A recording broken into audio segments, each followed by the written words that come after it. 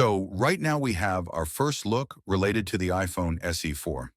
According to the reports, Apple are going to be ramping up production of the new iPhone SE4 in October. And according to the reports, the iPhone SE4 launch in January 2025. But if we talking about the iPhone SE3 launch date, it was launched on March. So maybe if Apple don't release iPhone SE4 in January, then maybe we expect its launch on March. And SE4 have a lot of upgrades as compared to the previous generation.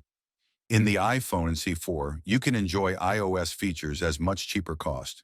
An iPhone SE4 was the first iPhone SE, which can offer you Face ID, and Apple removed the Touch ID from the iPhone SE4. And if we talking about the display size, iPhone SE4 was the first phone which come with the 6.6-inch display size, and iPhone SE4 was come with the OLED display, and Apple used USB-C port in the iPhone SE4.